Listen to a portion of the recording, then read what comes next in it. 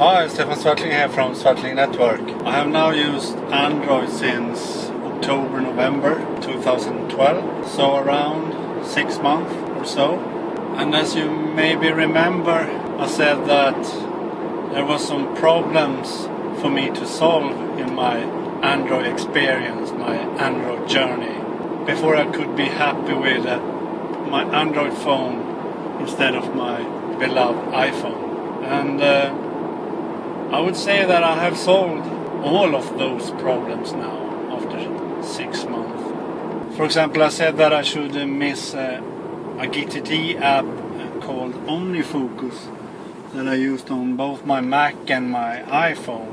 And yes, I did that a very long time, but I solved that by making my own GTD system in Evernote and Calendar instead.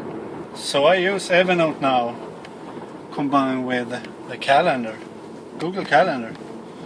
So Evernote has all my tasks, next actions, someday maybe, and so on.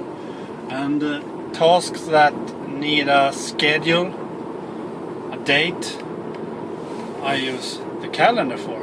And it works really, really great. No problem at all. So the GTD problem is solved. I have no problem at all on my Android phone with that. I don't miss OmniFocus anymore. The only problem with that is that I paid a lot of money for OmniFocus for iPhone and my Mac. So that was a bit let down. But as I have said many times before, the apps I have bought for iPhone and iPad I still have on my account, so when I'm someday maybe using an iPhone again or an iPad, all these apps are there waiting for me, so the money is not wasted anyway. And another problem that I think I've solved now on my Android phone is that I missed a very good Markdown text editor for Android. Try them all in the Google Play Store and all apps was pure junk actually. They are no good at all. Until a developer contacted me with a new app called Draft. And that app was awesome. It has everything I needed except for multi-markdown support, but that will come, says the developer. So I no longer miss my favorite app on the iPhone called Byword, because Draft has everything that Byword has. So the Markdown text editor problem on Android is also solved now. And other apps that I missed on Android when switching from iPhone was a good RSS reader like Reader for iOS, and that was also solved with an excellent RSS reader app called Press. Press for Android is awesome, and it looks very, very good. It looks like the Reader app actually. Very good UI, very good design. Everything is great with that. But the RSS reader problem for me is no problem anymore, because I don't use RSS and RSS readers. I use Twitter and the Discover tab for all my news.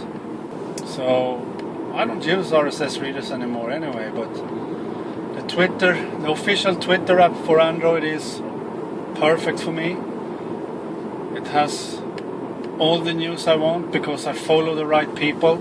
So the newsreader problem is not a problem anymore. Android has what I need. Twitter. And ebooks then. I read a lot of books on my phone. I have always done that. I prefer reading on a phone instead of a huge tablet, because it's easier when laying in bed, on the side in the bed, and reading, holding a phone instead. So I tested some ebook reader apps on Android, and I think that the Moon Plus ebook reader is the best there is. It's perfect for me at least, so I use that for my ebooks. Works great. So the ebook reader problem is no problem either on Android. So I think I have solved all the problems I had when switching from my iPhone to my Android phone. The only thing that is left, and that's a big one for me, a big problem for me, is that there is no video editing apps for Android. All the video editing apps in the Google Play Store is pure junk. Some of them is even spam. Very bad apps that install ads and other apps while using it, and I don't get it. How can Google allow these kind of apps in the Google Play Store? They are so bad that you should report them when installing them. They are pure evil. And I have tried all the video editors in Google Play Store, and there is no one that is good enough. So I don't get it. Why isn't there any professional video editing apps available for Android? I don't get it. Is it because of piracy that I said before? Why doesn't professional companies release a good video editing apps? I miss Pinnacle Studio, I miss iMovie, I miss Slice, I miss Avid Video, Avid Studio, and all these apps. Why isn't there any professional video editing apps for Android? I don't get it. The way I have solved it now on Android is that I always have my MacBook Air 11-inch with me, for example when I am at work, and I use that instead now and do all my video editing on, even on when I am on the move, when I'm portable. The hassle with that is that I need to transfer all the videos from my Android phone to my MacBook Air with a cable, because when I'm on the move I don't use Wi-Fi much, because I use 4G instead though, tethering from my Android phone to my MacBook Air. So then I can't transfer these video files wirelessly, so I need to use my micro USB cable to transfer the video files to my MacBook Air before I do some video editing.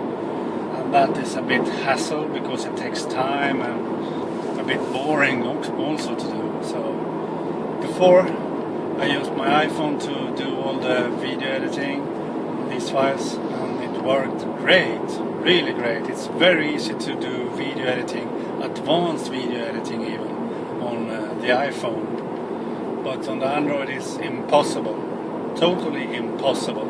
So I don't get it. Why can't any developers release a good video editing app? I don't get it.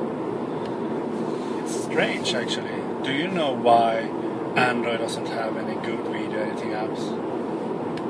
I don't. It's very strange.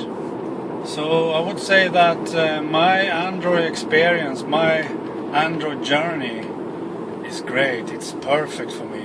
It works so good. So I'm very happy with Android. I will keep using Android. I have no thoughts about going back to the iPhone. No thoughts at all actually. In fact, I am planning to buy a large phablet the next time. Probably the Note 3, because I think Android is perfect up to sizes at 7-inch. Over 7-inch I don't think Android is good, because then they need tablet optimized apps, and Android doesn't have so many tablet optimized apps. But sizes below 7-inch I think Android is awesome, and I think phablets between 5 and 7-inch will replace tablets in the future. I think 10-inch tablets will die, because if you want a large tablet, a large portable device, then I think a small Ultrabook or the MacBook Air 11-inch for example is a better buy to do. And if you need a large device to work on, then buy a phablet instead. A phablet is perfect because it can replace both the phone and the tablet. You only need one device. And if you combine that with a cool Ultrabook or the 11-inch MacBook Air, then you have the perfect combination. You don't need anything else. So my next device will be a phablet, I'm sure of that. So even if Apple will release a 5-inch iPhone, I'm sure I will buy a phablet instead. And I don't think Apple will release a 5-inch phone, not this year at least. Maybe next year.